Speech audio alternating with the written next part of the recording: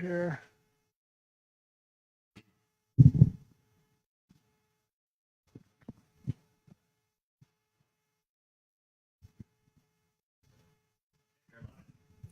Okay. And I think we are live. Hang tight. Okay, we are officially live. Welcome back to the Hoka Saloon Freetrail's coverage of the 2024 Western States 100.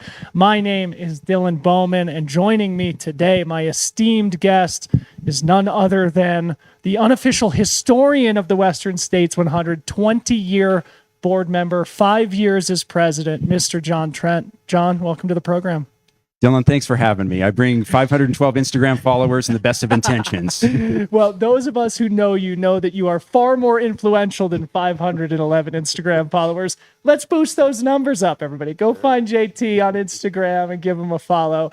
What we're going to be talking about here today is John's book, Second Sunrise. Like I said, John is sort of the unofficial historian of the Western States 100. This, in my opinion, is the best book ever written about the race. It has a lot of complementary images and artifacts from the history of the Western States 100. So this book will guide our conversation today. We have put a link to Second Sunrise on Amazon in the description here on YouTube. So if you feel sufficiently inspired by our conversation today, go get yourself a book. Go get yourself a copy or purchase one for the favorite trail runner in your life. John, we're going to get to you in just a second. Before we do, I've got a few administrative things to get to. First and foremost, a big thank you to everybody behind the scenes here.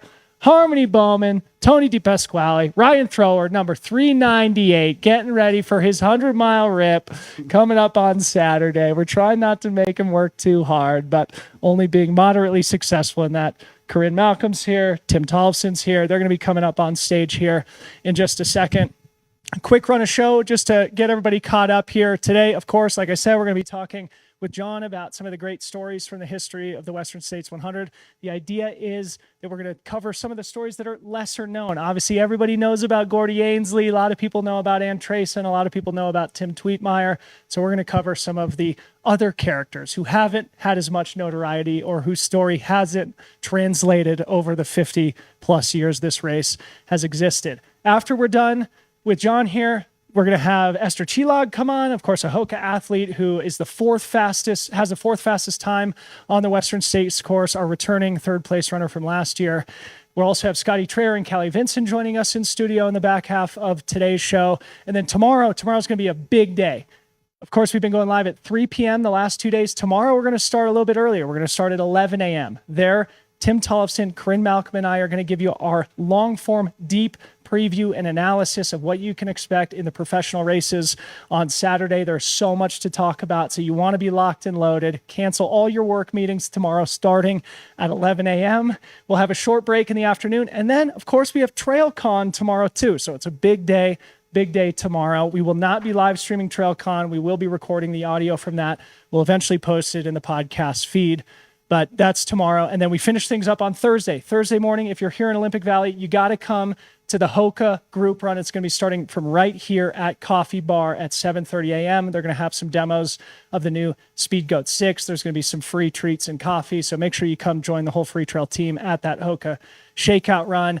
And then Thursday afternoon is potentially going to be the most fun recording of trailgating. We actually are going to be likely inviting a public audience here to Coffee Bar to come enjoy the show live, and then that's going to bleed directly into the Beer Mile and Freetrail's 100-mile happy hour, the hottest new tradition at the Western States 100, so you're not going to want to miss Thursday either. Friday is a merciful break, John, for me and our small team here. And then, of course, on Saturday, Corrine and I are in studio at 4 a.m., and we're off to the races. Anyway, that is a long preamble there, John.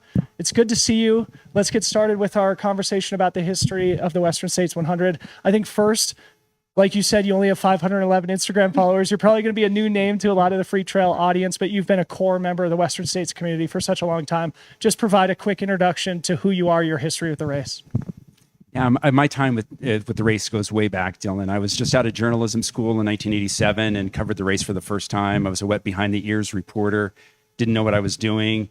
I had my future wife with me, and I dragged her through an entire day of covering the race. And from that moment on, I fell in love with the race. I covered it for many years, started helping a little bit with public relations and things like that, and ran the race myself starting in 1997.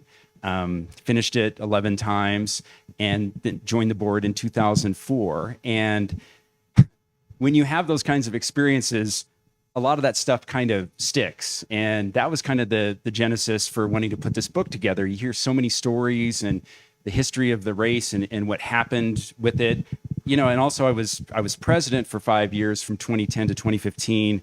And that gave me kind of a front row seat to kind of like the mechanics of the race and really the down and dirty stuff that happens with it. So all that stuff kind of snowballed into putting this book together, which, you know, I hope people like yourself who have a real, knowledge of the race already, maybe there's a few things in there that maybe you don't know, and we'll see. There are so much stuff that I didn't know before reading this book, and that's what I really want to cover today. Again, some of those lesser known stories and characters from the 51-year history.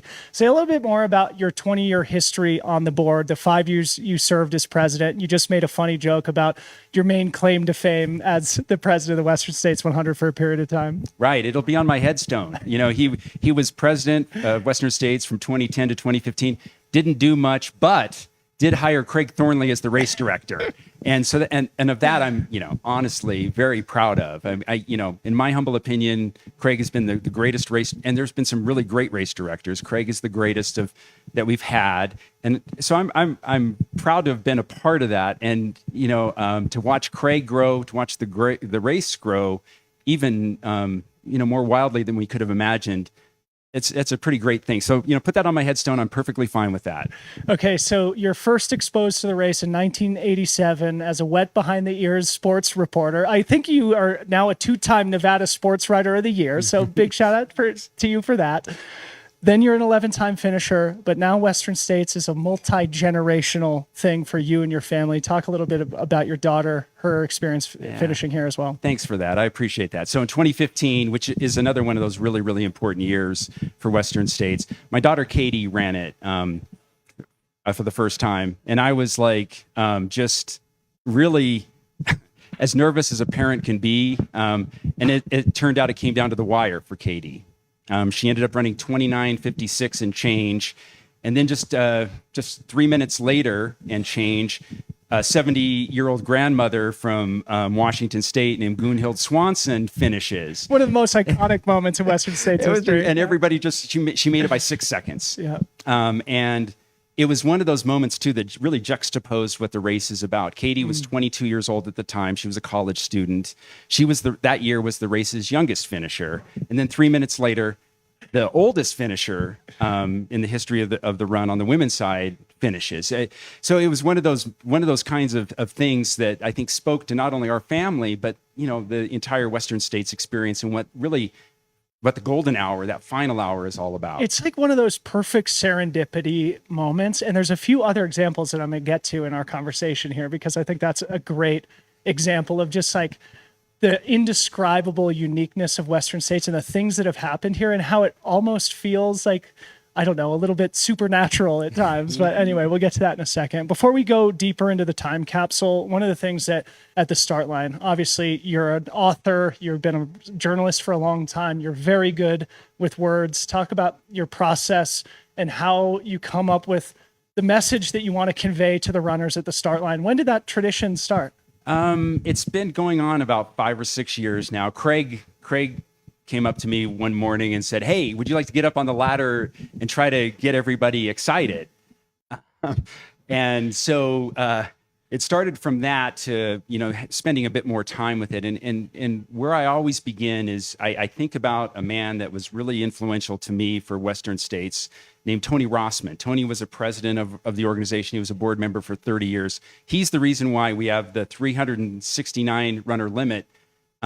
He went to Congress and lobbied on behalf of the race, or else the race would have been shut down. So folks, even though 369 doesn't sound like a lot, it was either that or the race goes away.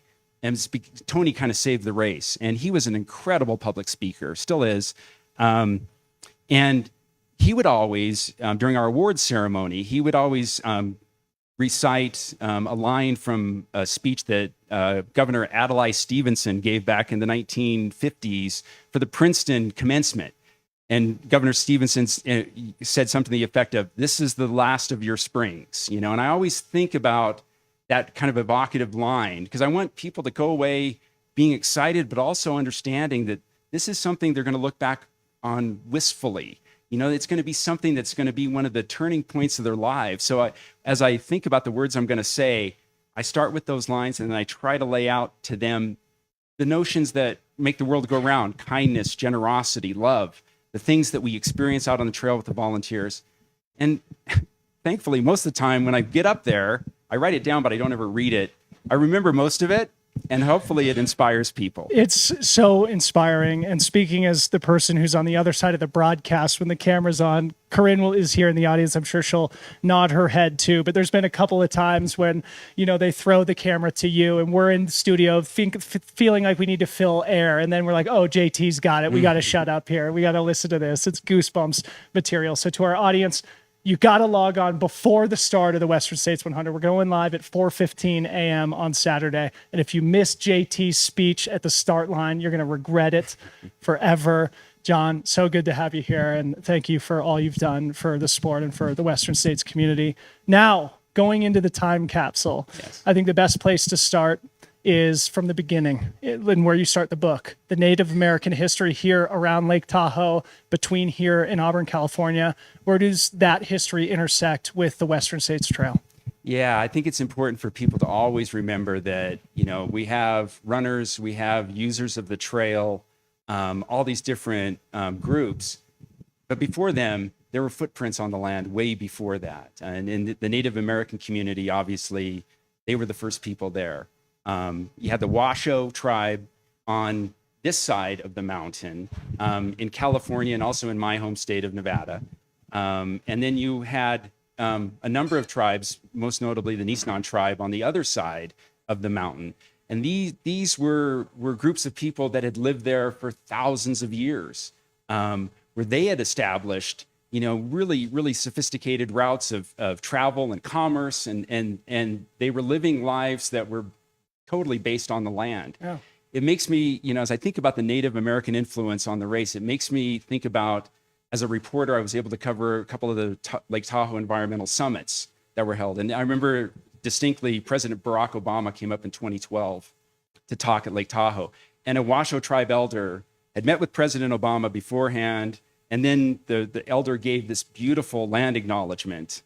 And the elder spoke about the things that are really important to the tribes, you know, the respecting the land and loving the land, and Lake Tahoe being the center of their being. And President Obama, who's, you know, I think probably most people would agree, one of the greatest speakers of all time, he gets up there and goes, "Folks, I can't top that." You know, I mean, because a mic drop moment. Yeah, it really was, because to the tribes, the land is everything. And I think that's something that is carried forward to Western states and today, especially as the trail is encroached by wildfire and all sorts of different threats.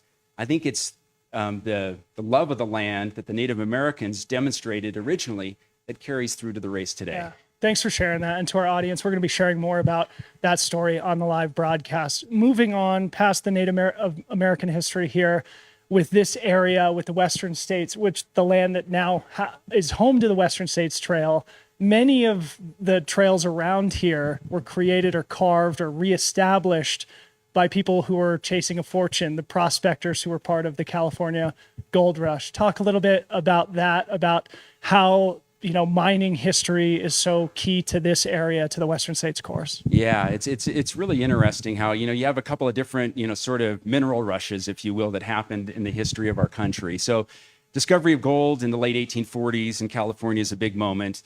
In my home state in Nevada, the discovery of silver in the 1860s was a really big deal. And that's basically what led to Nevada statehood. Was President Abraham Lincoln knew that there was stuff happening in Nevada. There was all the silver being discovered, and Nevada quickly became a state during the Civil War.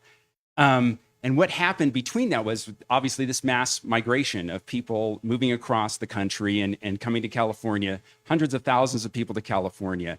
The majority of them, obviously came along, the California Immigrant Trail, the Oregon Trail, and places like that. And then there was, from this location over here, was the establishment of what came to be known as kind of the Placer Immigrant County Road. And it was a trail in the sense that people could travel it, but it was extremely rough. It was really, really challenging. And so as the people tried to get over to California from here, and as silver was discovered in Nevada, and stuff needed to be transported back and forth between these two areas, that road began to be used more and more. Mm-hmm. And settlements started to pop up along the trail. They have these great evocative names, even today, Last Chance, Deadwood, Michigan Bluff. I mean, they sound like they're out of a Western, and they were, obviously. I read in your book that Robinson Flat used to be called Robertson Flat. Right. So that was a semantical change at some point in Western And that was States one of history. those, you try to chase it down. It's like, who was Robertson? It was just like probably a game of telephone. Somebody heard it wrong and wrote it down. It became Robinson Flat overnight. Yeah. And so these settlements, they take on a life of their own, from the early 1850s, essentially along the Placer Immigrant Road onward, and some of them begin to really thrive. Part of the trail, as it developed, it was a toll trail. So as you take your pack mule or whatever across, you'd have to, like, you get into Michigan Bluff, you have to pay a toll there to bring your mule through then to Forest Hill. And so an economy, grew up around these places, whether it was the miners themselves or, saloons, churches, schools, several hundred people began living in these places and they began to thrive. This is so fun. And I hope everybody who is going to be running Western States this year or in the future just has this memory in their head while they're traversing these historic, iconic trails. You mentioned the towns. Everybody knows about Michigan Bluff. Everybody knows about Forest Hill. I want to hear you talk about Last Chance. This really fascinates me, and it's something you talk about a lot in your book. And for those who've run Western States, there is an aid station at Last Chance. It's not a cruelable aid station like Michigan Bluff or Forest Hill.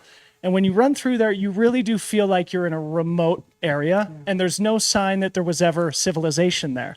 Turns out it used to be a thriving community. Talk about Last Chance. Because, again, this is one of those stories that I don't think many people really know about. Right. Yeah. Last Chance is one of those places. I think it was helpful in that, it was like sort of as you're making your way over from here, it was probably the first place, there were a couple other places that were in what is today's Granite Chief Wilderness, for example. That also, there was a hotel, for example, that was in the Granite Chief Wilderness at one point. But this is a place where people go there to not only just, serve the folks that are passing through there, but they establish lives there.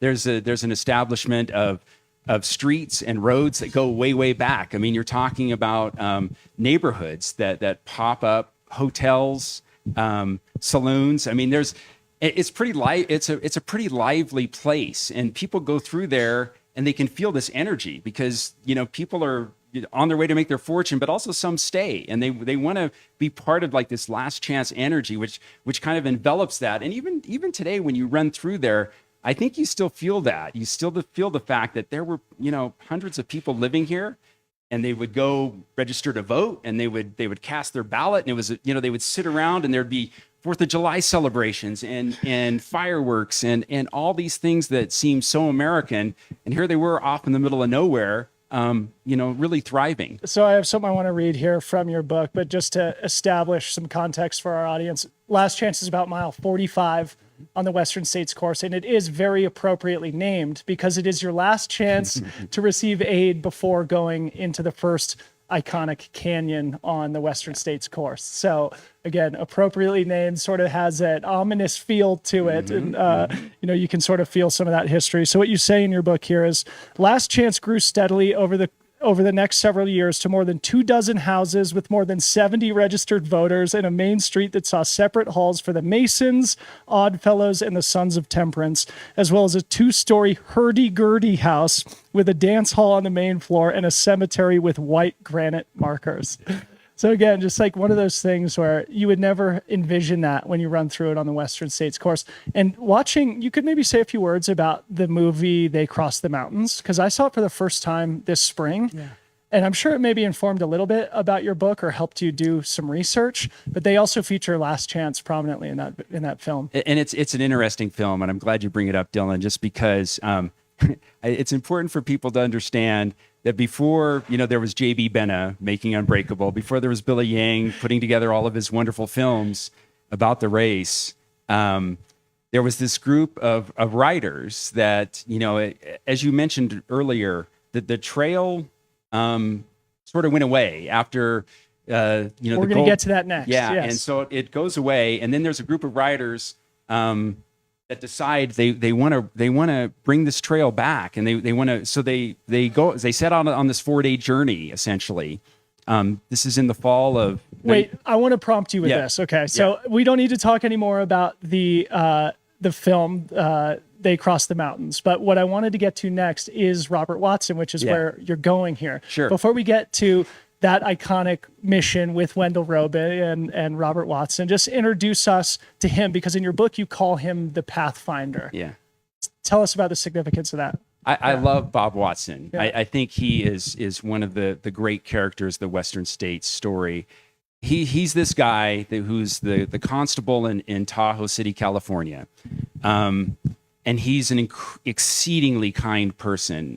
He's just beloved in that community. He's so nice that when he arrests people sometimes, he doesn't put them up in the jail in Tahoe City. He brings them home, has them stay with him. I mean, he has got this incredibly generous soul because he's older. He's probably in his. He was in his 70s. Yeah, you said. Mm-hmm, yeah. He's by the time he decides that he wants to reclaim what had been the immigrant road, he's in his 70s, and he recruits his granddaughters. And they ride up, and because there's still markers and there's still blazes, but you have to know where to look. And he becomes this pathfinder, as you alluded to, where, he has his granddaughters out there, they're running point for him, and they're looking at all the trees, and there's one, oh yeah, there's one there, and they put markers up. And so Bob Watson on this side, where we're sitting now, on this side, the Lake Tahoe side of the trail, he reestablishes a lot of that. And then he also goes to the other side, and he makes associates and friends. He knows people in Auburn, among them Wendell Roby, who's a young man who is another critical figure in the history of the race. And he gets all these other people on that side excited about bringing this trail back. And in the meantime, he also does something that's really important for the history of the race. He pretty much builds the monument that is up at what we call the escarpment today. It was called Fort Sumter at the time. It was named after the Civil War fort. And they use a bunch of the rocks and the stones from the area, and they erect this beautiful monument. And then this ride that happens in 1931, that's kind of the culmination of it. The group of writers from Auburn, and that includes Wendell Roby and also an important guy, the Billy Yang of his time, if you will, Dr. Conrad Briner. Yes. He's the guy who actually films all this stuff that happens. And Dr. Briner, catches all of this. And it's funny to me because he has such a strong sense of how important this is. He knows they're going to run out of film before they get up to the monument. So what they do is they get to the monument, they go back down to Lake Tahoe for a day or two, and then they come back once Dr. Briner gets more film, and then they finish what became They Crossed the Mountains, where they're at the monument. It's been the triumphant reclaiming of the trail by this group. And then Dr. Briner did something else that was really important. He kind of created a sort of road show where he took it out to the Auburn community for the next few years, and he would show the film. And that got people excited about what became the Western States Trail in the 1930s. Okay, so while we're on the subject of the Watson Monument, there's a great tradition with Western States. So bringing us to present day, before we go back in time, talk about that tradition, what you guys do every year to celebrate, Watson Monument and the history around this race. Yeah, every Thursday of race week, we have what we call the flag raising. A group of people assemble, everybody's invited. We always hope that it's a number of first-time runners who go up there with us, and there are usually. It's a pretty big group, and ride the tram up to high camp, and then hike up to the escarpment, and we share stories about Western States history, and we also do things like I just compiled it the other day. We share those who have passed over the past year, and it's always an honor to me. I help compile those biographies of these people, and we share the stories of the people who have passed, who have been, they've either finished Western States or they've been a super volunteer or they played some kind of instrumental role. Dylan, I got to tell you, this year we've lost some big names this year that we're going to be sharing on Thursday. It's a very moving moment to me, and it's hard not to think about Bob Watson and the folks that originally, created that monument there. The sort of, I always can picture in my mind's eye Bob Watson standing there and kind of looking way off, like wondering what's beyond there, because that's the view you get up there. It's a pretty special day for us to have folks up there with us. So for those who are in town, I think you convene at about 10 a.m. at the start line. So if you want to go hike up to the top, touch the Watson Monument, hear some stories from the history, and pay tributes to those who have passed on, you can join John Trent and some other great Western States board members in that exercise every year. We talked about Bob Watson, a giant of Western States history. I hope the people who are marking the course are sort of carrying his spirit over the course of the next couple of days. The next giant of Western States history we have to talk about, you've mentioned him, Wendell Roby. Say a few words about his story. Yeah, he's another one of these people. If not for Wendell Roby, there wouldn't be Western States, because he was the person who, he was part of that group of riders from 1931 that made the ride over to the monument.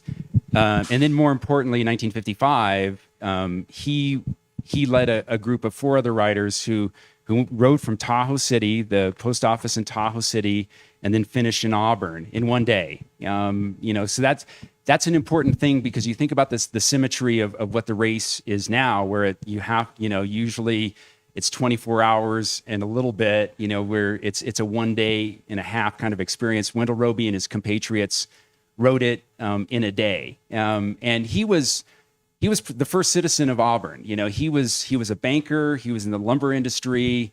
He was, the student body president of Placer High School. There's a fact that I love. Wendell Roby was the student body president of Placer High School, which is, of course, the finish line. And he grew up in a home that's just down the street from Mecca, from the finish line at Western States. Yeah. And so he was a horseman, and he believed in going out and doing really incredible things in the mountains on horses. And he eventually, because of, as you alluded to, Gordy's run in 1974, and Wendell encouraged him, along with Wendell's good friend Drew Barner. They encouraged Gordy to do that. And then once the running started, I think Wendell was smart enough to understand, he didn't understand runners, but if he could get other people who did, the race could grow. So he was incredibly influential, just because he had a lot of juice in the state of California. Ronald Reagan, Richard Nixon, who were important political figures in California in the 1960s, these were his friends. And if Wendell Roby needed anything, he had a relationship where he could call these people on the phone and get help. So on a number of different levels, an incredibly instrumental person.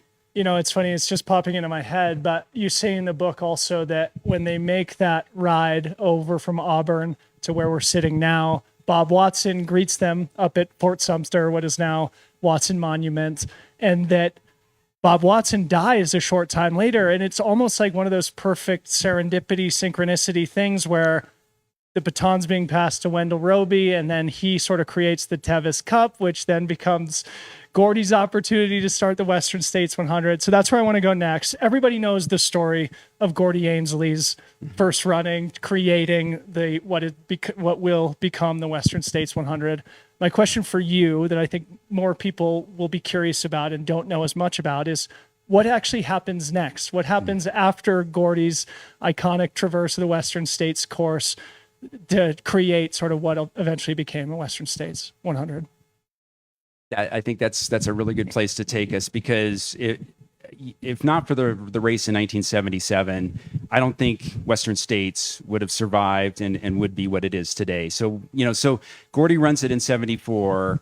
In 1975, a guy named Ron Kelly gets within 3 miles of the finish and then just walks off the course. And, he's so tired, he just doesn't, and sad, he just doesn't want to finish. 1976, Gordy's good friend, Cowman Shirk, who's another one of the great characters of the race, he finishes the race. And then in 1977, Wendell Roby hilariously carrying a broomstick horse because he's riding they're running with the horses. They're running with the horses that are part of Wendell Roby's Tevis Cup at this point. So he, Cowman pays homage to them by doing that. And so then in 1977, Wendell Roby decides, we should open this up to more runners. So we should actually have like along with the 100-mile horse race, we should have a 100-mile run. And there are so many important things that happened from 1977's race. So there's 14 starters, 1 official finisher, and 2 other unofficial finishers. Andy Gonzalez is the runner who wins the race. And so you have, for the first time, a really, really talented runner who wins the race. No offense to Gordy. I mean, in a lot of ways, Gordy was a strong runner for the day, but I think he would even tell you that Andy was a better runner. And then the 2 unofficial finishers are 2 guys in their early 50s, Ralph Paffenbarger and Peter Matty, who were I'm 61 years old, but I remember, thinking at the time when I was in high school, reading about these old men who also finished Western States, they seemed absolutely ancient to me. And what's important about Peter and Ralph is they go on beyond the 24-hour cutoff. They get to Michigan Bluff at 8:32 p.m. that night, and they're basically told, hey, fellas, you're on your own. There's going to be, the horse ride only has a 24-hour cutoff, and there's no way you can keep up with this cutoff. Andy Gonzalez came through here 5 hours ago. We're done. But they keep going. These 2 guys, and Ralph Paffenbarger is a medical doctor who's incredibly influential on another different level. He'd established a longitudinal study that for decades studied graduates of Harvard and Penn University. And Dr. Paffenbarger, demonstrated that if the more vigorously you lived, the more vigorously the life you lived, the longer you would live. And he's putting that to work by hanging out there with his buddy. What he preaches, And they get to the finish. And it's unbelievable that these 250-somethings out of everybody else were the only other 2 to make it. So what comes other than Andy Gonzalez. Yeah. Okay. Yeah. And so what comes from that is our 30-hour time limit. Because when the race comes about the next year, 1978, the race directors decide we need this to be for every man and every woman. It shouldn't just be for a great runner like Andy Gonzalez. Yeah. Everybody else should have a shot at finishing. So that's because of Peter and Ralph is the establishment the next year of the 30-hour time limit. And also, one other quick thing that happens is there's this coalescing of kind of the spirit of what is to be Western States. Mo Livermore, who is one of the really important figures in the race, she attends that race for the first time. She hangs out the whole day with. She still serves on the board. She does, as we both know. Yes. And Mo is the conscience of the race to this day. She is 25 years old, she recently married graduate of UC Berkeley. She hangs out with Dr. Robert Lind all day long, as Dr. Lind is to care for these first 14 runners and then 5 runners and then 3 runners and then 1 runner, whatever it is. And so she hangs out with him and she just falls in love with this race. And then also there's a serendipitous moment that happens as Andy Gonzalez is leaving Michigan Bluff. As you know, Dylan, then you run down into Volcano Canyon, which is a pretty tough canyon, actually. Another appropriately named section of the course. It's pretty infernal, And so a woman by the name, so Shannon Weil is another young woman who's from Southern California who's a horse person. Yeah. She's riding the Tevis Cup that year, and her horse happens to fall in next to Andy Gonzalez, who's running. Okay. And Shannon has recounted this story many times where she's sitting on the horse and she sees this guy just gritting it out, just doing all he can to keep going, but also beautiful. And, she just looks at him and she sees this vision of human determination and motion. And she decides, like right there on the spot, the runners that are running this race could be something, and I'm going to do everything I can to make it what it needs to be. Okay, I want to come back to that. Before we get too far off Andy Gonzalez, there's a great quote in your book that I want to read to you. You sort of characterize him as the first person to race Western States, not just survive it, but to prove that you could approach it competitively or with an athletic mindset. And the quote from the book is, this is directly from Andy Gonzalez, multiple time champion. "I was tired of being a little bit of an athlete, coming from a small town where we played softball and drank beer. I figured there had to be more in life than marrying in Colfax and playing softball. Western States was my answer. There's nothing like it anywhere." Okay, so coming back to Mo, Shannon, there's this group called the Gang of Four. This is a really, I think, important moment in Western States history. Take us back to that time. Sure. So off of the high of what happens in 1977, Shannon Wild gets a hold of Mo and says, "Hey, I want to be involved with this thing. I don't know what it's going to entail," but she calls her pretty much the next day after that. And then what comes from that is a board of governors is established for the race. And there's basically, it's a lot of different people, but it boils down to what you referred to as the Gang of Four. So it's Mo, her husband at the time, Kurt Sproul, Shannon Weil, and her partner at the time, I'm blanking. I'll pull it up. Phil Gardner. There you go. Phil Gardner. Thank you. A lot of names to keep track of. So the four of them, they pretty much institute what becomes Western States, because 1978, for the first time ever, the race is held separately. Wendell Roby has decided, the race, it's too cumbersome. We have the runners running with the horses. Let's have the running race in June, and we'll have the horse race, a month or two after that. And so the Gang of Four has to come up with a game plan for this new standalone Western States in 1978.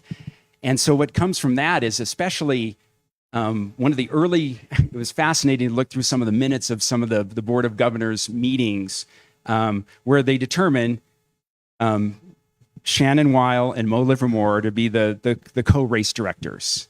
And, I think you have to think back to the context of the time. This is the late 1970s.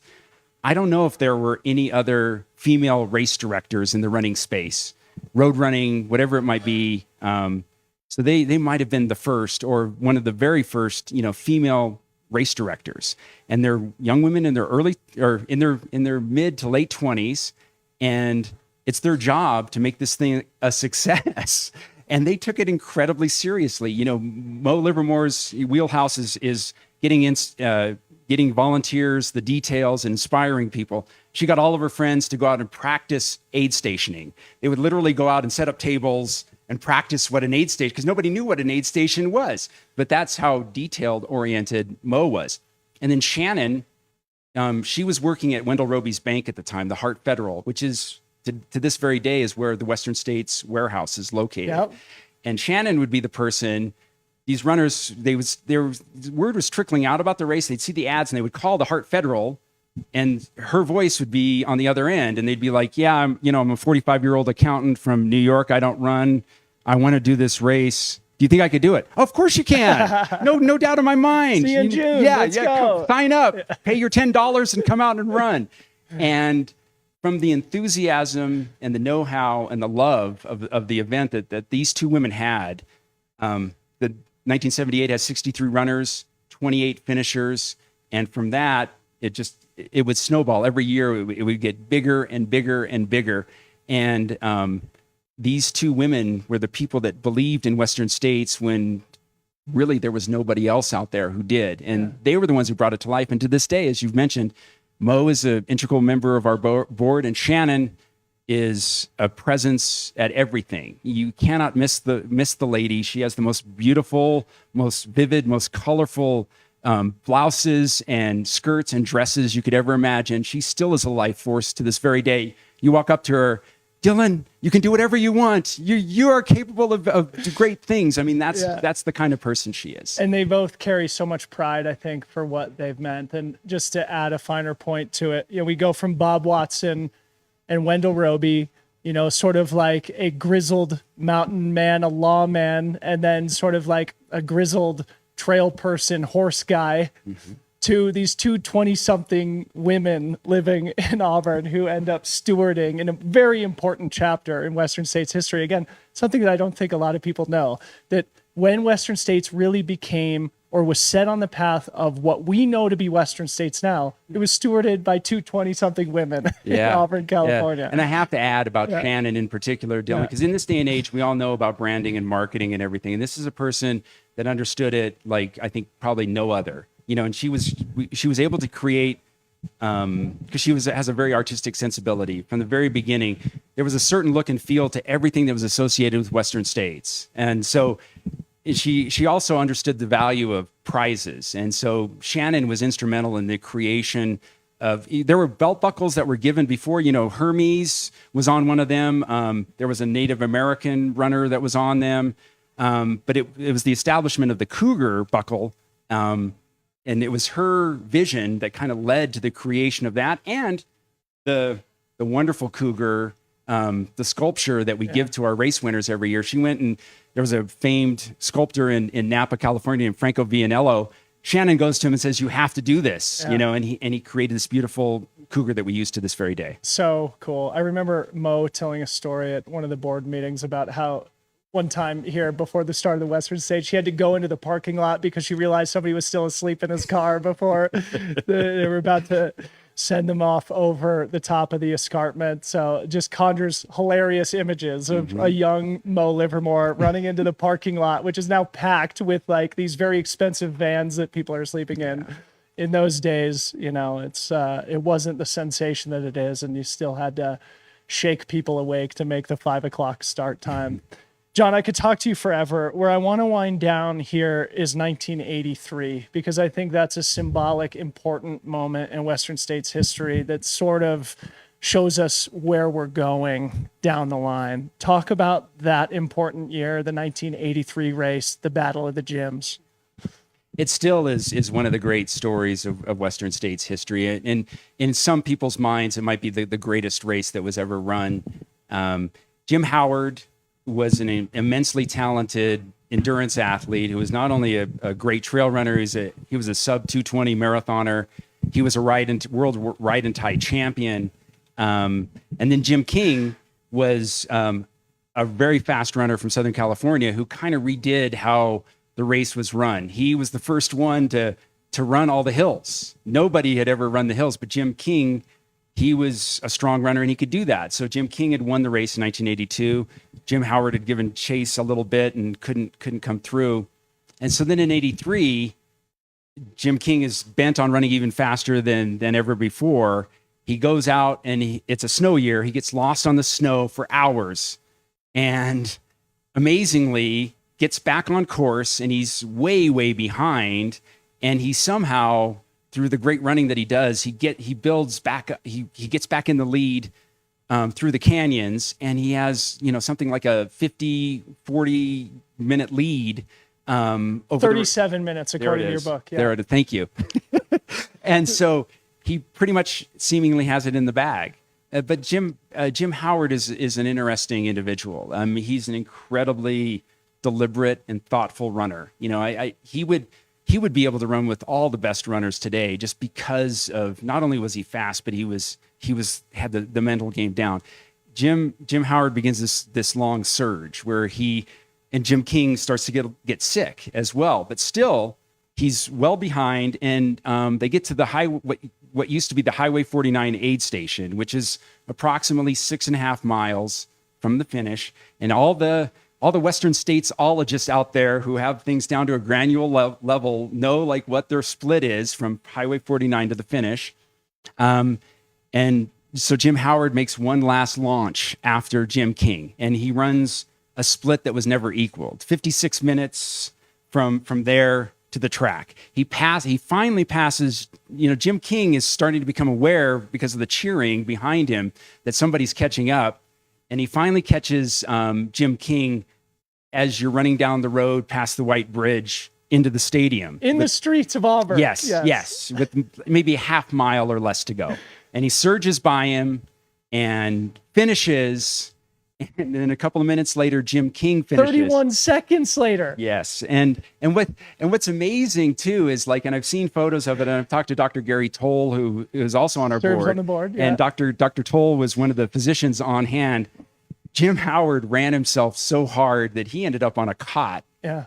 and he's laying there, and Jim King, just, wrapped in a blanket, but still upright, has to go and congratulate Jim Howard as Jim Howard is on a cot because he had so spent himself. And, Dylan, I think what that race represents is the racing that has come since, where, as we know now, to finish in the top 10 at Western States, it's on both the men's and the women's side.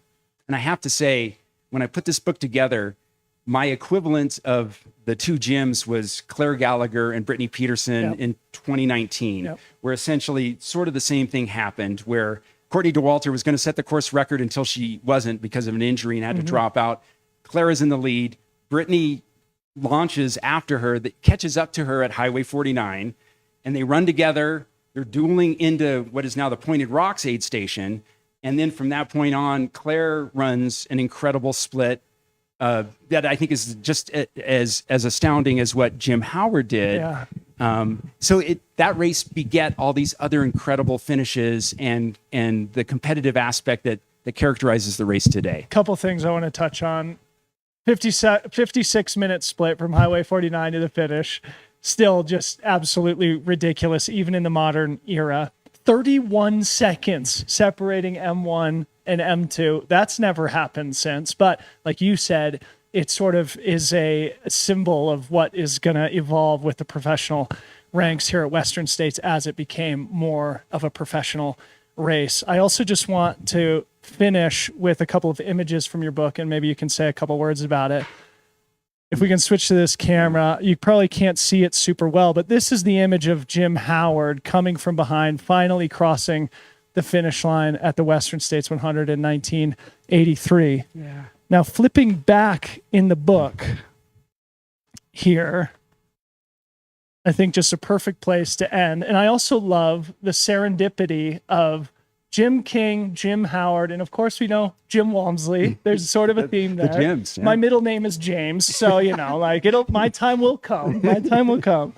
And here's the other image I wanted to show. This is Jim Howard crossing the finish line in 2022, wearing the same shirt that he wore when he won the race in 1983.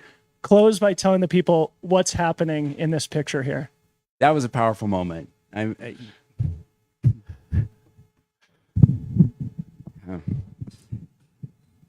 The passage of time is something that can be really cruel or it can be really inspiring.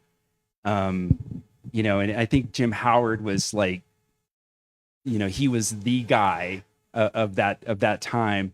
And 40 years later, essentially, on two artificial knees, wearing the same getup, he finished, but after our 30-hour cutoff. But he still finished. He's 67 years old at the time. His friends, family, just people in general. It was like this great historical figure had risen again and was amongst us. And it was incredibly moving to see that, he was going to cross that finish line, even though it was almost an hour afterwards. Yeah.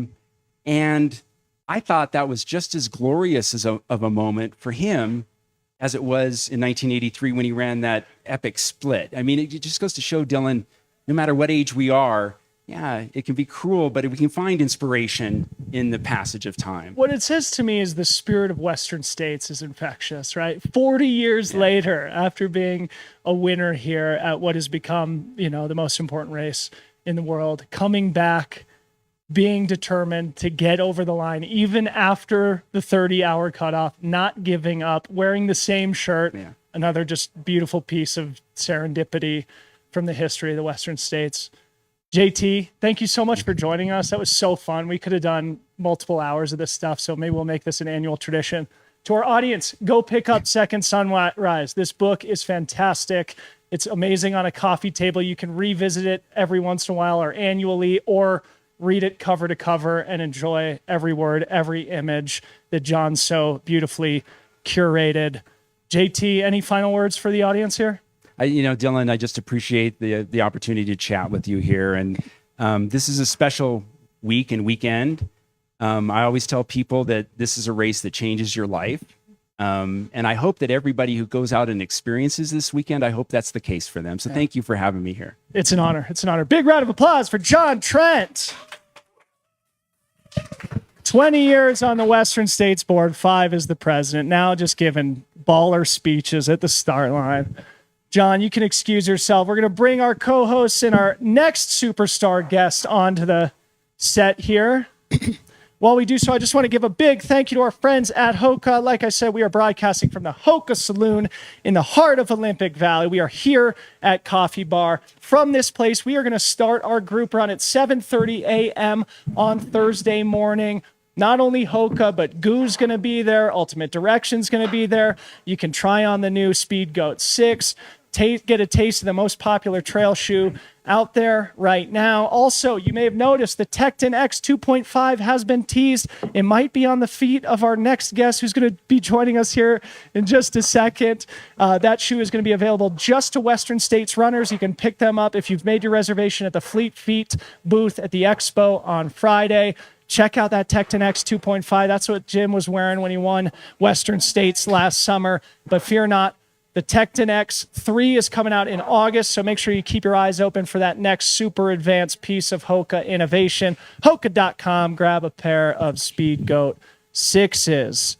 Corrine, Tim, welcome back. How great was that? JT? That was awesome. Come on, I could listen to him talk for years, Absolutely fantastic. ages. All So day good. long. I wish you had talked to him for ages. Yes. Tim and Another I, 3 hours. We were out of a job there for a second. Holy smokes. Okay, so Corinne's back, Tim's back. They don't need any more introductions. The person who does, we are so grateful for your presence here. Eszter Csillag, coming back to Western States for the second time. Eszter, we don't know each other super well. Corinne and I got to watch your entire historically great performance last year at Western States. Maybe just quickly introduce yourself to the Freetrail audience who may be hearing from you for the first time.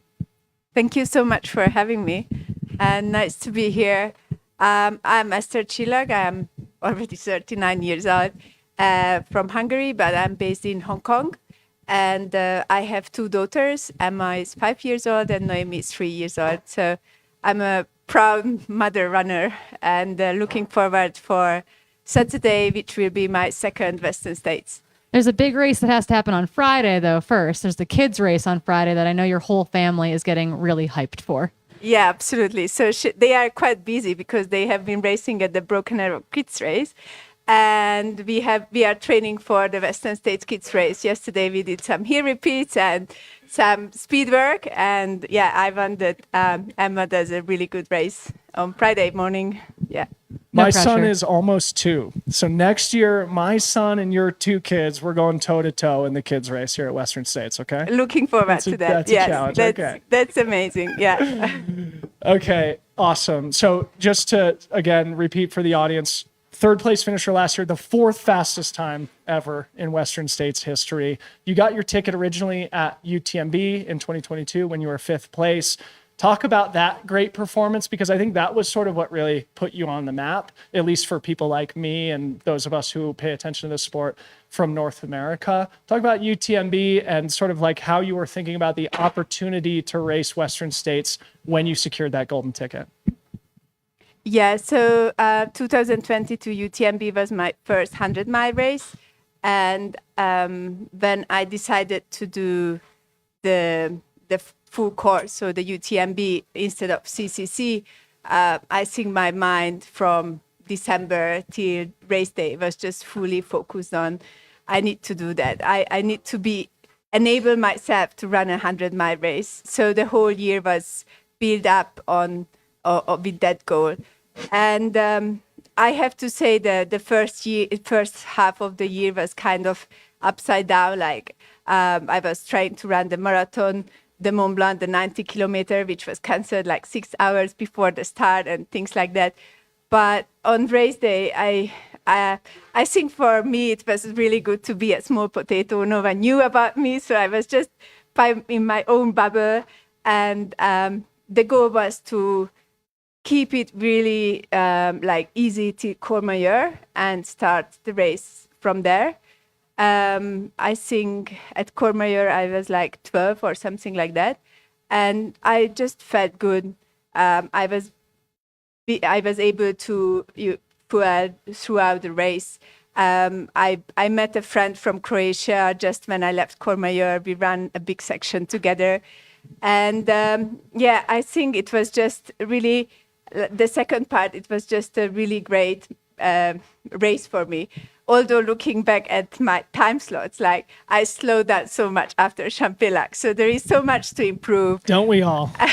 but when I was there, I felt so good. And yeah, it was also, I think, the finish line for me. It was just so amazing with my two daughters waiting for me there. So it was, yeah, it was a beautiful race. I got fifth. It was my first 100 miles. So I was just so happy about that. And 2 months later, there was the World Championship in Thailand, where I was fourth. So it was like, oh, okay, great. Maybe I can do it well. And after the World Championship, I went back to Hong Kong, and my friend was telling me, you know, you need to start signing up for Western States and Hard Rock because it takes 10 years to get in. So I was trying to sign in, and I couldn't choose UTMB as the reference race, as the qualification race. It was Trans-Gran Canaria. And I emailed to the email that I found on the website saying that I don't know if the time matters. I was thinking it doesn't matter, but I want to choose the UTMB as the qualification race instead of Trans-Gran Canaria. And Craig replied to me saying, it's good timing. You got a golden ticket. So That's this was wild. Another serendipity, right, JT? Come on. So I didn't get the big plate, but anyway, it was just like, oh, wow, this year is amazing. And I had like 2 years to decide like whether I take it or not. And I always lived my life taking the chances that I meet, because I don't think we have the chances all the time. So I said yes, and then I really had to work hard on my speed, because that was critical for Western States. So yeah, this is the story. Right. Yeah, critically fast now, clearly. I actually want to touch on you're Hungarian, but you live in Hong Kong, and I would love to hear a little bit about what it's like as a professional runner training and living in Hong Kong, because I've only been there once, and it is a wild experience as a Westerner showing up in Hong Kong. So can you give the audience just a little taste of because the trail running scene there is actually really amazing. It's amazing. Like for being in a big urban center. Yeah. Tell us about it.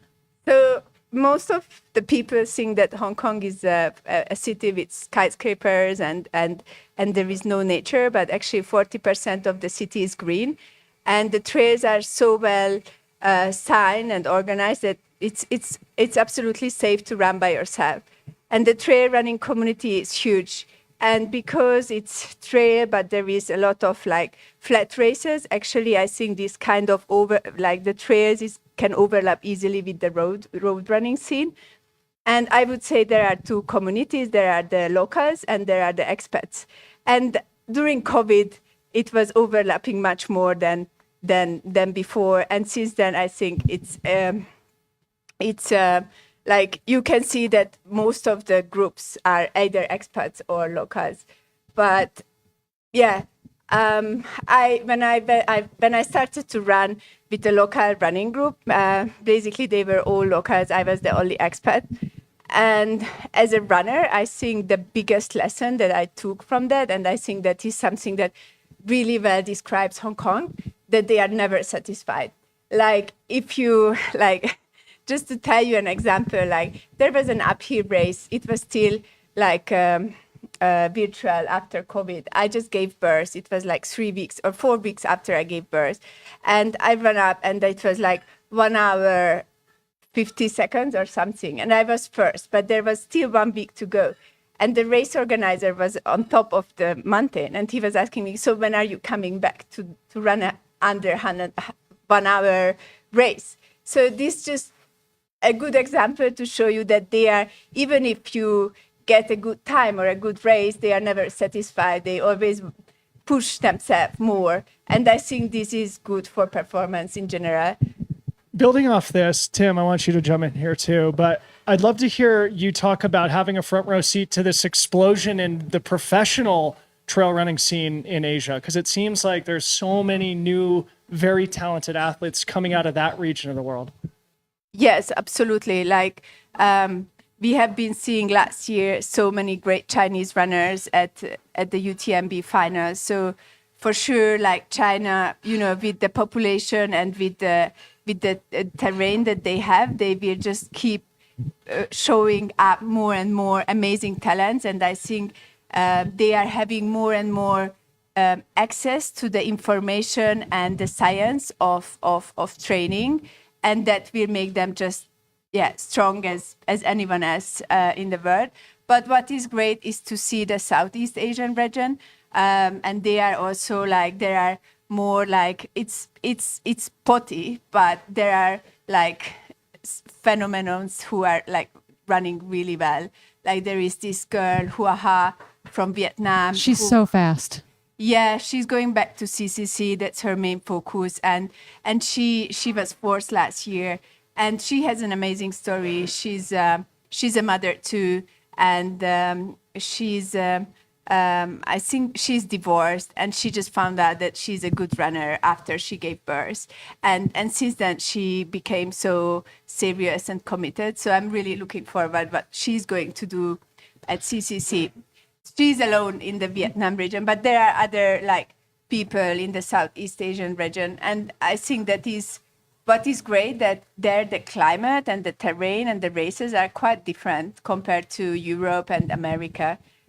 Can be also quite wild. So it's a good base. I know I had the privilege of running the Hong Kong 100K back in 2017. And then in 2019, I was out in the Four Sisters area just before the pandemic. And I was struck by just the running culture and the trail culture and how just widespread it was, welcoming. And at that time, we were starting to see more and more Chinese athletes come over just before the shutdown. And I think that has delayed kind of the mass kind of prevalence of the athletes over maybe in Europe or the West. But one thing I was struck by while being in China, especially Hong Kong, the amount of stairs, the amount of concrete steps, the amount of cement, like it punished me. I almost felt like I would have been better served training up and down bleachers in a stadium, because there were thousands and thousands and thousands, 100,000 stairs during that 100K. Coming to Western States, which historically is known for this California carpet, buttery smooth single track, is there anything you did in preparation to really dial that in? I know you were here for the training camp, but when you're home in Hong Kong, is there anything you have to do differently to be prepared for that kind of shift in the actual, trail that you're going to be shredding on? Yeah, it's very hard to train in Hong Kong for Western States. I agree. I think it's better for mute or something like that. It's hard to train here for Hong Kong, too. Yeah. It's a good, like, the humidity is a good heat training. So it's a good base. That is for sure. Like, it was so hard sometimes to run in Hong Kong in May. But I was just basically trying to avoid stairs since... for a long time. And that's possible? It's possible. As long as you know, Okay. as long as you know the routes. It can be boring. So usually my routine is that during the week I run on Hong Kong trails, because that is like from home in 10 minutes by running, I'm on the trails. And then over the weekend, to make it more interesting and exciting and whatsoever, I go in new territories and Lantau. But if you want to avoid stairs, you have to remain on Hong Kong Island, which is so boring. So I have been doing the same thing for months and weeks. And it was, but it is. I mean, clearly it paid off last year, and we're super excited to see this year. So I keep wanting to lump you into the Masters category, but it turns out Eszter has one more year, and then she'll have to come back next year for the Masters course record. So we're really excited about the Masters women's race, because Ragna, who has said it in 2021, is back. And we got Ida and we've got Heather Jackson. Like, it's going to be really exciting for that time. So you'll have to come back again next year to go after whatever that time is when you're 40. Yeah, you scared me with that message. I know. I was like, Masters record. And you're like, wait. Pause. We're all in the bubble. I Me, don't you, want and to know Tim, we're that. all in the bubble. Yeah. Close. We're close, but not quite yet. But you're part of the other storyline that we're really excited about for the women's race this week, and that's the moms in the race. You're lining up with Ragna, with Rachel Drake, with Lauren Puretz, with just like a wonderful list of Kareth Arnold, Kelly Angel, Sally McRae. Just a bunch the mom of category really is deep. really amazing mothers. And you had that magical moment with Katie Asmuth, our dear friend, at the finish line last year after you dropped her and finished third. And then she came literally screaming across the finish line, mothers. So tell us a little bit about how cool it is to be running with this group of women who are coming back after one kid or two kids, and they're performing. You guys are performing at the top of your game as moms, and that is so, like, I'm inspired by it as a person who wants to have a family at some point in time. Like, it's so cool. Yeah, it's you can do it. It's basically you can do it. You need help. You need support. You need the whole family to believe in you. It's like sometimes I imagine my mother or father-in-law think I'm totally crazy, you know. But I mean, they believe in my performance, so they will come. They went to Hong Kong while I was here for the training camp, and they had my husband, and here I have my mother. So it's like it's a big machine, but as long as you get the people around you, you can make it happen. You just need time and the energy that you are not wasting you are not wasting for other things to train well and perform well. And I think as a mother, to be honest, like I'm just a happier person because they give you so much love. So at one point, I think it's what they give you is also just a better performance in terms of like maybe mentally it's just, you know, it was last year having them at the finish line. It's an energy boost that you can't describe, and it was not organized. It was just really whatever. I think my husband didn't know what to do, so he was just standing there. I grabbed one of the girls, but it's a photo that will stay with us forever. And I just also hope that in some ways influences them as kids, you know, that they see that the mother doesn't have to be like at home or doesn't have to serve the husband or these kind of traditional things that you see so many times that is like almost like the woman who is serving something in the society, but it's an equal part of the small society, like family that you have at home. And that is what I really want that they see and they believe they can do and they want to do it when they grow up. And what an example you're setting for them. We talked about it yesterday a little bit, that when you change the way you see things, the things you start to see change. And I think when you are kind of flipping on its head like that, it tells the next generation that they're capable and they're able. And one thing, I don't know if you remember, but we were running together at the training camp this year. And at the finish at Driver's Flat, I remember you asking Craig if there was a way we might be able to get like a playground or a kids thing at the inside of the track. Was there any progress convincing Hollis or anyone else to get something out there for your kids and the others, since now there are hundreds of them out there? So before talking to Craig, I talked to many mothers and parents who are going to race, and they were all very like positive about it. And even Ida said, this is a great thing. I talked to Craig, and he said, you should talk to Hoka. But I said, we are talking to Hoka about other things. So it was him. So I don't know. So in the future, maybe. Let's see. No, maybe. Oh, maybe. But I don't know. Maybe it's a surprise and delight moment. Yeah. We have been busy doing other things. So maybe it will be a surprise. Okay. Yeah. It would certainly make the dads' lives easier too, as they're trying to probably crew and being terribly worried about their partners and looking after the kids, to have them be distracted on a playground. You for and a I while. just keep getting handed babies across the barrier Yes, at the finish right. line. We did that with Ragna DeBotts in 2021 with her Yep. daughter. Just like someone strong-armed her across the barrier to us so that she could be there with the one flower right. at the finish That's line. right. So What a great we'll be memory. there. We'll be helping get the family into the finish line for you. Don't worry. So Eszter, I feel like you were one of the surprises or breakout racers from last year. Obviously, like you came in with a lot of great results, but I don't think you were really in the conversation as having podium potential, at least. You clearly proved it. You ran 17:07, the fourth fastest runner in Western States history. Now you come back. How do you carry that confidence with you while acknowledging, because yesterday we were talking about how, you know, every 100-miler is so different. So obviously you come back with the knowledge that you can race as well as anybody in the history of the Western States with a historic time, but you also have to acknowledge that every 100-mile journey is different. Where are you psychologically between those two realities? Yes, it's a good question. I quite enjoyed being hidden person last year. It was good. I was just playing with my kids, at Lake Tahoe till the race day. So I think that was a perfect preparation. Zero stress, zero pressure. So after Western States, I did the UTMB where I DNF, and I think that was a big lesson to me. I do think it's possible to do the double, like physically, but mentally there were, like, Emma started school 2 weeks before and things like that. There were many things that were just not clicking. And I do like to analyze things that I don't do well, or even things that I do well. But now this will be my third 100-mile race. And I just hope that for example, even from a DNF like UTMB or a Great Western States last year, I learned the lesson that I needed to learn to become better. Not like physically, I think I did my best to be here and be ready at the start line, but here I'm talking about the mental part.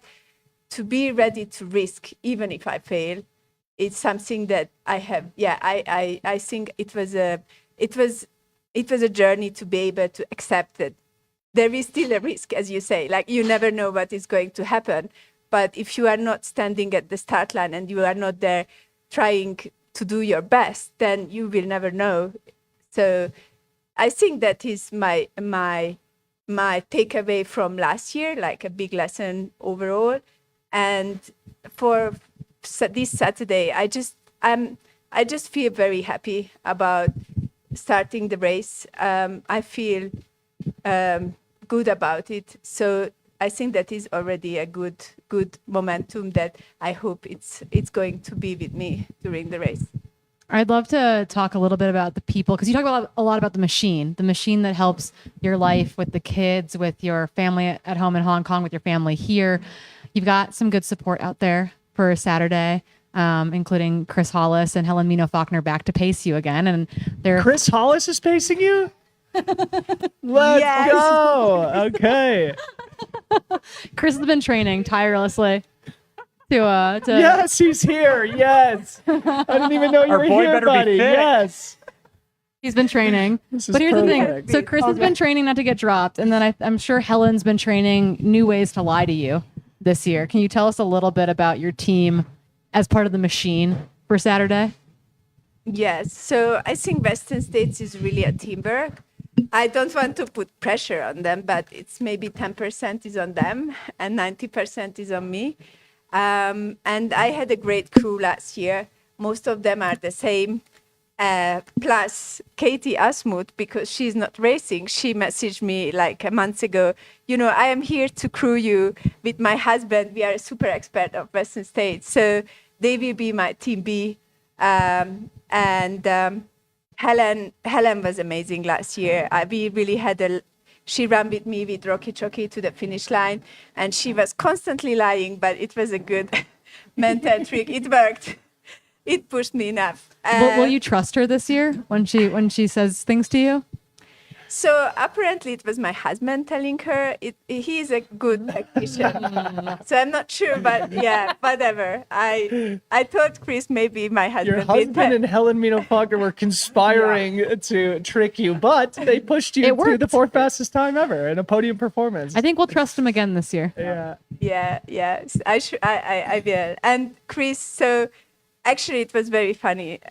Chris was at Trent where I ran the 100-kilometer there. And at the prize ceremony, he came to me as a good American saying, Fuja can't pace you this year because she got the sponsor ticket from Hoka. Yeah. And I went back to my husband and I said, you see, Americans, this competition even within the team. Like, and then I came here and then they told and then Chris is going to pace me. So he's taking over Pooja's place. And I said, oh, wow, this is what a cycle. It's really amazing. And he has been so supportive of the women project that we are doing at PTRA. So while last year I was very happy to have a lot of women in my team, this year I'm very happy to have a man who I know is absolutely supportive of the women project and what we are doing. So yeah, I'm looking forward to run with him. Okay, I want to go there next, but just for our audience here, Chris Hollis works in events and sports marketing at Hoka. He's a huge player behind the scenes, works his tail off at all of these events. So it's great that he'll at least have some respite to help you in your second Western States this weekend. Shout out Chris Hollis, our guy here at Coffee Bar. You just mentioned the work that you're doing with PTRA. Maybe this is something that you and Corrine could talk about on it. We could just open the floor to it. Tell us a little bit about how it came to be, how you and Corrine collaborate, what the goals are with your working group and things like that. What you're doing here at Western States too. Yeah, I think we can tease it properly. Can we? Yeah, I think so. You We are can such a soft tease it. Good communicator. You can do. You know what we can say. You're Yeah. such a tease. Such a tease. Well, I feel like I feel like it's a treat for me because I wasn't initially. I'm not. We were both board members for the PTRA, the Pro Trail Running Association, which is open to any professional trail athletes on any contract, the U.S. worldwide. So if you're not yet and you're watching this, reach out to us. We'll make you a member for the General Assembly, but we both chair different groups. I chair the anti-doping group, and then Eszter and our really good friend Caitlin Gerbin chair the Women's Equality Working Group. And a project has come out of that working group that I feel so privileged to get to help with. And we're doing something this week to help support the women in the race and to champion their voices. And we'll start showing it to you guys tomorrow. But At if you're here, TrailCon, I but think. if you're here this week, you're gonna want to come find us at TrailCon. You're gonna want to come find us at the Hoka Shakeout Run on Thursday, and you're gonna want to come find us at the Freetrail Happy Hour. But I guess can we talk a little bit about like where you're gonna be able to purchase something that's really cool and to wear it on race day? And Then we'll go to a good cause. can you talk a little bit about the cause that it's gonna go to? Yes, so basically the PTRA has different working groups, and as Corrine said, she's chairing the anti-doping working group. There is the competition working group and the environment working group, and beside others, there is the women equality working group, where we have an amazing. I think by now we are like 19 women who are working constantly on making things better or more equal at the ultra running scene at the elite level. But actually our goal is that this is just what you see like in the cameras or what comes through, but actually it goes down into the deep field, and it will affect all the women who are in the race, and it will bring into the sport much more women than we have now. Because usually if you look at the percentage of the races, there is a big difference between the female and the male runners.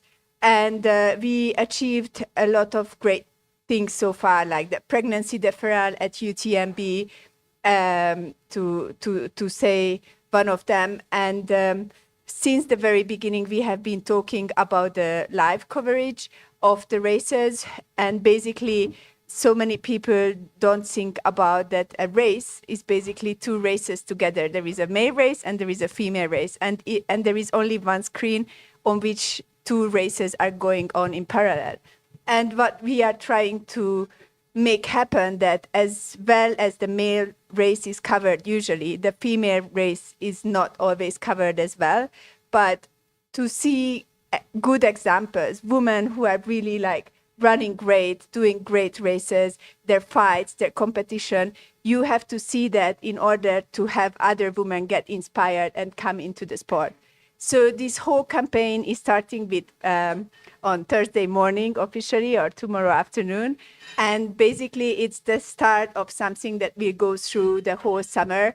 And it's part of a bigger project. So really everyone who is interested in it, just like look up for the PTRA Instagram account, or I think there will be more articles and things coming out about the project. And it will be really good. And what is important, that this is really a group effort. It's like we did it together with so many people who came in to make it happen. And it's really good. Yeah, we've got support from Hoka to get it off the ground, which has really been important. They've kind of given us the seed funding to launch the shirts that we'll have Shout this out week. Chris Hollis. Yeah, Chris Hollis and Jen Rosario in particular doing the heavy lifting behind the scenes for us. And then, we're launching a fund essentially with the proceeds from this round of on the ground campaigning. And then we'll continue that through the summer, including at UTMB in August. And then female creators and female trail runners will have an opportunity to start applying for grants this fall for projects for 2025. So there's a lot more to come, a lot more information to be given out to the public over the next couple weeks. But we're really excited to launch it here on the ground in a big way. What a great cause. What a great initiative. Tim, anything else for Eszter before we let her go?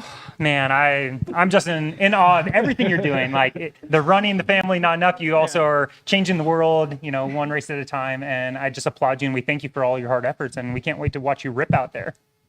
Thank you. Last question.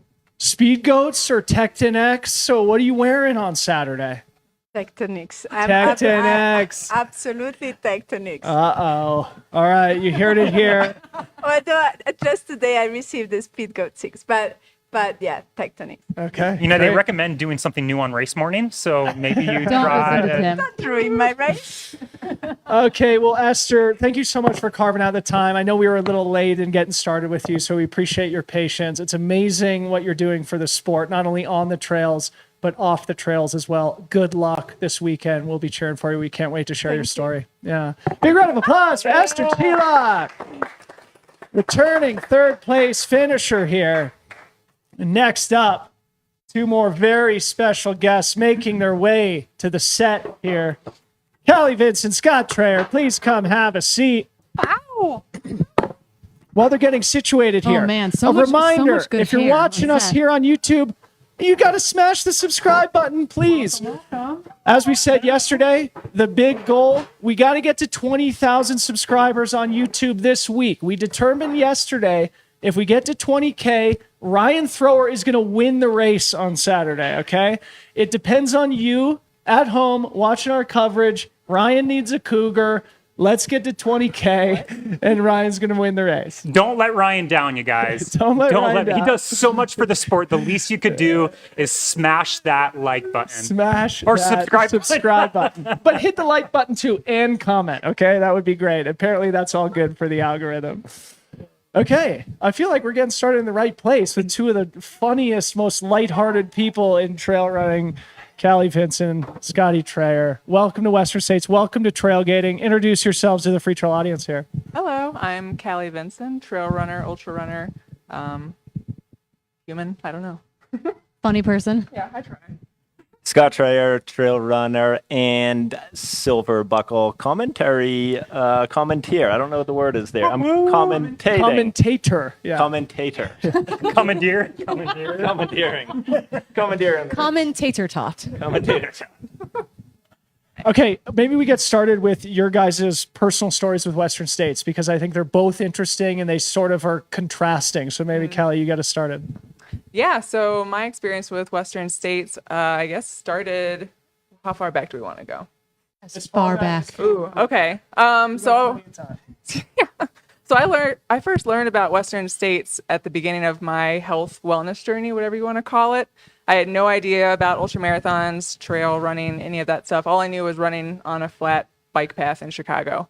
And I was in the doctor's office. I picked up a magazine and they were talking about Western States. I'm like, you've got to be shitting me. People are running 100 miles. They're not sleeping and they're doing it out in the middle of the woods. Bizarre. But I immediately went home and researched the hell out of it and immediately became intrigued. Up until that point, I'd only run a marathon. But that became kind of like this, I don't know, goal in the back of my head, this ridiculous, silly goal that I was like, maybe we'll see how it goes. But it kind of just like went off the radar and, life went its way. But then I met Scott Traer and he, a week after our first date, won a golden ticket to Western States. And I was like, ooh, I'm going to get a little bit more experience of this race that is so well known and so historic. And so my first experience was crewing a party of one. There was nobody else to crew him. And he got 10th place. So that was pretty cool. Super stressful. And then that was 2 years ago. And then last year I got to race Western States, which was incredible and so humbling as a runner to take on that course in the snow. But it was awesome. I didn't finish, but it didn't matter because I got to experience it in a different way and got to do it in partnership with GOO and Rising Heart. So that was awesome as well. But yeah, that's kind of my experience in a nutshell. Scotty, you next. Yeah. All right. Can we talk about your campaign too? Your Freetrail fantasy campaign? Thanks. Absolutely. Yeah, it's a race. You hear about it when you get into the sport. So I'd known about it for a very long time. I don't know, 2005 or so. And when was it? I think it was 2021. I was up in Alaska for the summer, just crushing, doing some running. And I got back from a run, and I was 41 or something. And I said, you know what? I've never really taken a crack at a golden ticket or anything like that. And I was like, you know what? I was on the couch in Alaska, and I signed up for Black Canyon, being like, hey, I ain't getting any younger. Let's go give it a shot. Went to Black Canyon, pulled the rabbit out of my hat. I don't know. I got a golden ticket, came here, and now I've been back every 3 years. This is the third year in a row. I think I'll keep coming as long as they keep having me. I'm kind of surprised you don't have Westerns like a WSER shaved into the side of your head right I now. have a hair appointment tomorrow. I may have a hair appointment We tomorrow. should say for the record that when you won that golden ticket, Ryan called it. Ryan called it He that did. year. Oh, He he's said- the porter. Yeah, he said Scotty Trayer's getting a golden ticket. This is early in the fantasy days, and I think Ryan's ballot was rewarded for that prediction. Yeah. He should have got the bonus ball, a few extra points for picking me. Yeah. Tim, you want to jump in there?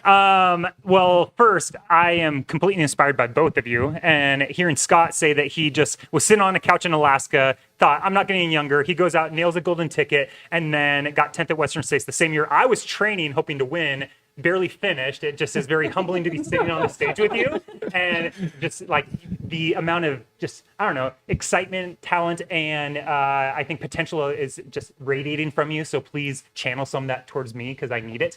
But one thing I loved what you said was that it didn't matter where you finished, and I think that's anyone that gets involved with this race in particular, you really start to realize it's so much, or it is never really about the race. It's about the people and the relationships you forge along the way. And I mean, I'm sure if it's still in your heart to tackle it at some point, maybe on a lower snow year, it's more in your favor. But I just love to hear that you had a wonderful experience despite not making it to the finish line. But it's kind of like wherever your finish line happens to be on the day, like there's something meaningful in that.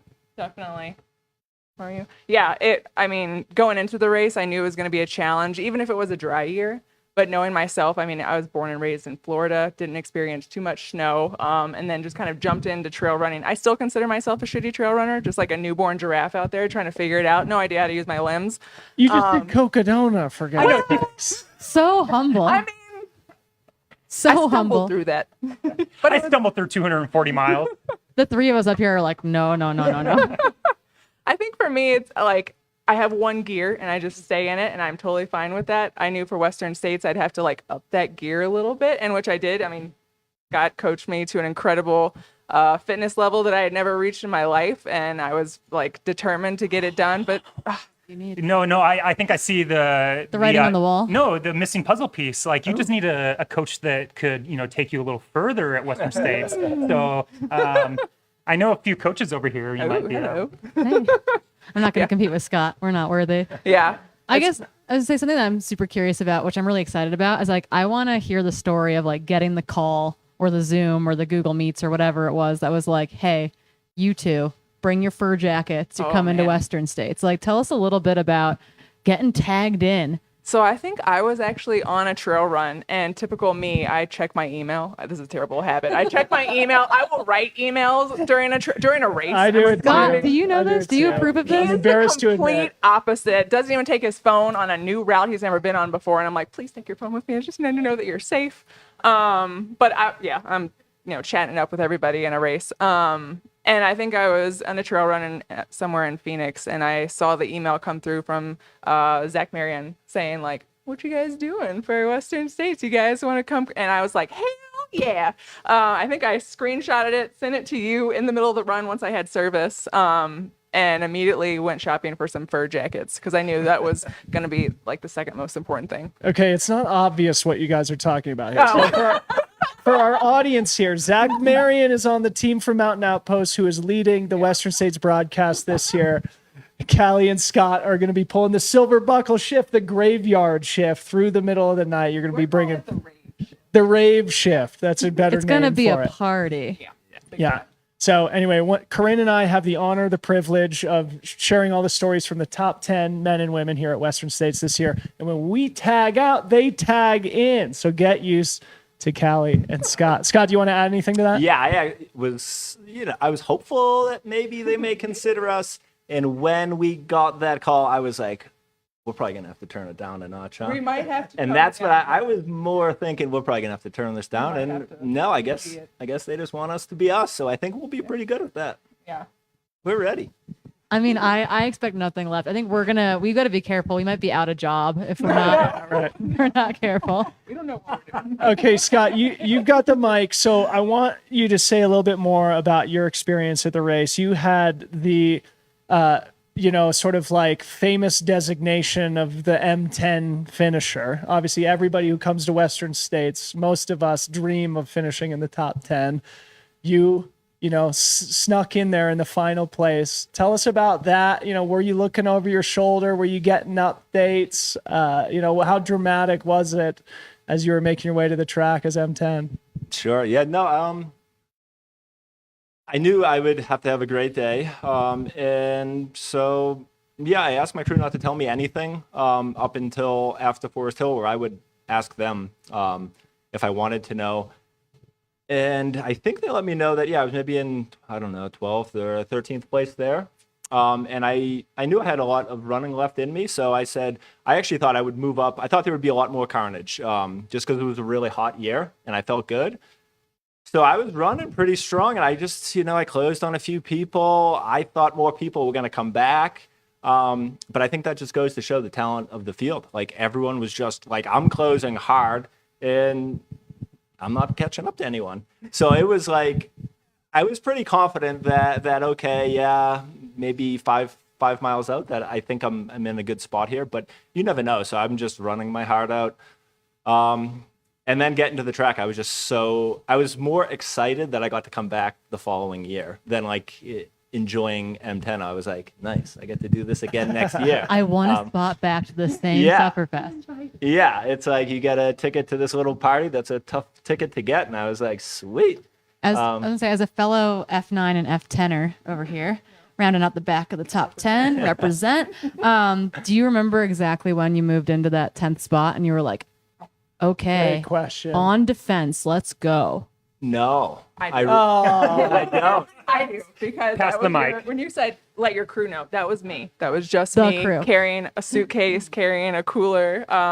It was at Green Gate, actually, and that's when you were just like calm and cool and collected the entire time, and then I saw him enter this like whole new level of like race mode at Green Gate because I told You him solo crewed to Green Gate? I the whole thing. That's no, I know, but that's and I'd like, never been to Western States before. I was like, how do I get to Man. this aid station? that's next level crewing. There's a pin over here for you My somewhere. entire family has find a it. pact that they will never return to Green Gate. That So I have a funny, because like I'm hiking down with everything. I'm like, it's hot as hell. I know I have to go all the way down to the aid station, and I'm like, I'm gonna have to turn around, aren't I, and go back up. Well, a little angel comes out of nowhere. This old man in his little golf cart scoops me up with his dog and just takes me up the hill back to the car, and I saved so much time. Trail Angel. Yeah. All right, so Callie, maybe Scott, you want to comment on this too, but Scott's iconic fit in 2022. Fashion. I mean, it was Fashion. absolute high performance fashion statement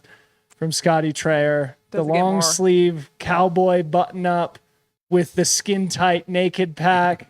Talk about that high performance shred suit. Yeah, I mean, the white shirt is just, like I said, I think people know the story. I love wearing it. It's a great shirt for what it is. was it stays- bedazzled? Was it bedazzled? It at was that point? bedazzled, yeah. So I do like to put some dazzles on it. The vest idea, actually, I just wasn't gonna be able to forgive myself if I lost to the heat. So that first year I was like, I'm gonna go as aggressive as I can with cooling. So the vest I actually only put on for packing with ice. I never ever wear a vest. And it turned out I was really cold or cool the whole race. I didn't feel hot once. And so, yeah, so that was that. Callie had a nice green. I remember the finish line shot where I finish M10 and they pan out, and Callie has this big green light up cowboy hat on. And it was just, it's such a cool moment when I go back looking at that track shot where it was like such a, amazing moment for me. And then for the pan out to see Callie there also decked out. It was just pretty cool. So I have that little moment saved. So it'll be something that I kind of always go back and look in on. Now in 2023, the two of you both took the start line, correct? Yeah. So we were talking about this yesterday, how there is another married couple, and this can happen where they're both taking the start line. This would be Rachel and Tyler Green. Mm-hmm. What was going through your guys' head knowing that you had crewed him, you're each other's emotional support, but you're both out there? Like, did that play into the psyche or your plan, or were you thinking about each other while you were out there? So it's so funny because we've talked to another running couple about this before, but we're total opposites in that regard. If we're both, because this happened, 2 times now? We both ran Black Canyon the year he got the golden ticket, and then Western States. But the whole time I'm thinking, like, I hope he's okay. I hope, like, he didn't trip here. I hope that he's, like, not underfueled. I hope the heat's not getting to him. Not worried about myself. Meanwhile, he's out there just like, I'm focused on myself, which rightfully so. You're a we person and he's an I person, and that is there's always a we person and an I person in every couple. You're the we person. I am the we person. Yep, we are a unit. But yeah, I mean, I was just excited, but also like terrified because I'm on snow, like, and there's the side of a cliff, and it was more so survival mode for me in the snow last year. But yeah. I had a great crew with me, so I wasn't too concerned about myself. He had a great crew too. So I think it's more exciting, like, oh, we're both in this together. We can both talk about this later. We can both like commiserate together later. We can both puke together. Yes. Puke fest together. Yeah. All the training going into it was nice too, because on weekends, if you have the same race schedule, you're kind of doing similar duration. So we'd be at the same trailhead, go to the same mountain, and train the same amount of time and finish at the trailhead together. So that was a really nice, a nice way to go through the relationship too. It's like literally training for the same race, going through the same struggles every Sunday night, pulling up, training peaks and looking through stuff and talking through training and this and that. So it was really nice to share that with someone, because it's not typically, even though your partner might be vested in your race, they're not as vested as you are in your race. So like having the same race where we're both vested made, I think, those conversations on Sundays pretty cool. It was a cool experience. Very cool. All right, we got to talk about Cocodona. Boy. So Callie, you just finished just a casual 113-hour run. Backyard. No big deal. Just through the backyard, no big deal. I'd love to hear both your guys' perspective on that. What an amazing accomplishment. You as the athlete. I'm sure Scotty was a big part of the crew behind the scenes. Yeah. Cocodona actually was a goal of mine before I had moved to Arizona. So I moved from Chicago to Scottsdale in 2021, and I first learned about Cocodona. I was like, man, that sounds so cool. I'm going to make that like a goal one day. So I had signed up for another 200 miler that was canceled, 2021 that was canceled again. So I signed up for Cocodona. I only made it 130 something miles in 2022. And then later that year finished Moab, and I was like, okay, I think I can go after this race again.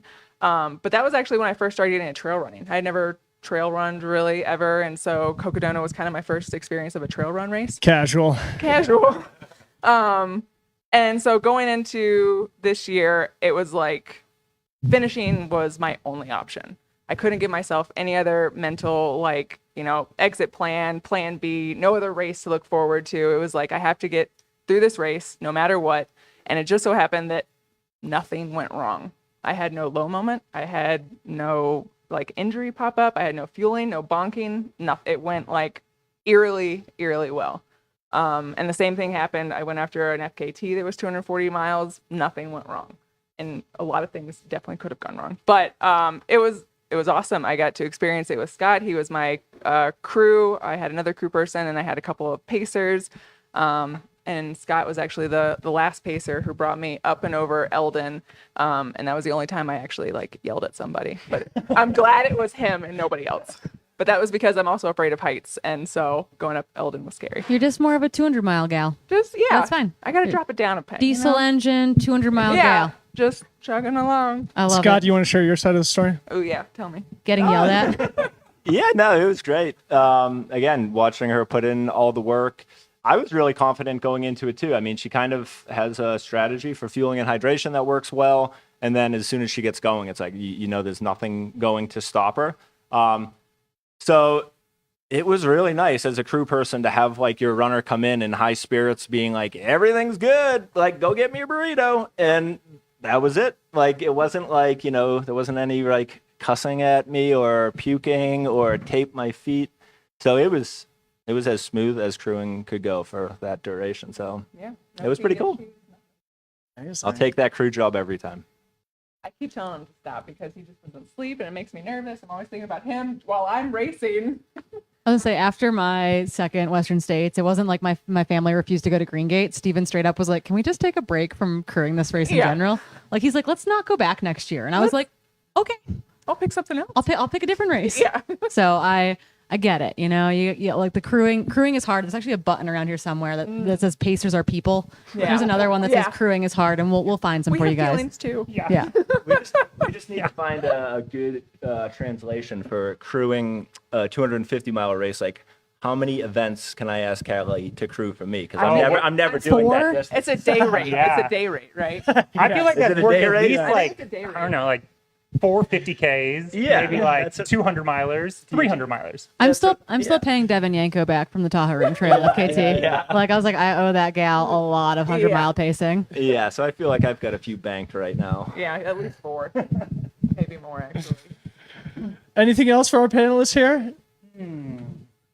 I would love to know just sort of like some of the stories you're one. interested in telling. You know, obviously, like I said, Corrine and I are going to be pulling that first shift through the top 10.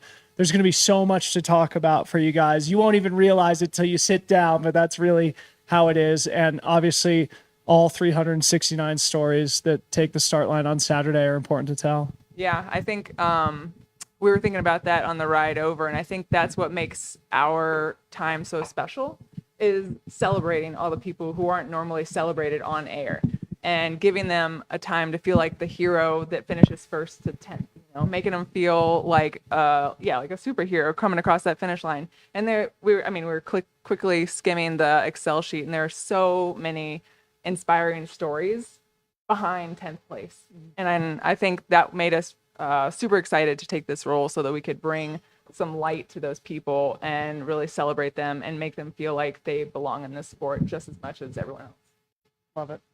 Yeah, exactly what Callie said. And yeah, you make everyone, even their families, right? They feel great because even if they finish at 2 a.m., like in their families on the East Coast and they're not here, they're waking up to watch that. So yeah, I think our goal is to really make everyone feel like a champion. I mean, because they are. It's just as hard for the last person to finish as it is for the first. So we feel super blessed to be able to try to bring that transformative race experience to the viewers and engage with the fans in the chat. And we're ready for the rave at night. On that note, Well, so as we established, if we don't hit 20,000 subscribers on YouTube in the next couple of days, Ryan may not win the race. But he should, if that happens, he should be finishing during your guys' shift We're aware. with me cracking the whip on my boy. Yes. After Corrine and I clock out, I'm going to find my guy at Pointed snap. Rocks, hopefully, unless he's way ahead of schedule. Get Yeah. them in before 6 And then a.m. we're going to see you guys back on the track, aren't we, Ryan? So, on. so if you have any like stories that you want we got plenty of stories. oh, we got Yeah. dirt. I know you do because you guys go way back. We've but- got dirt. Yeah. Poor Ryan. The chat's somebody- gonna be blowing up. Somebody in the chat suggesting if we get to 20K, Dylan grows his beard back. That seems like a good compromise, too. Yeah. Ryan wins Western Harmony has States. left the room, so that's like a she completely has. fair Yes, bet she to place has. right now. All right. Okay, cool. Well, maybe we can leave it there unless there's anything else you want to.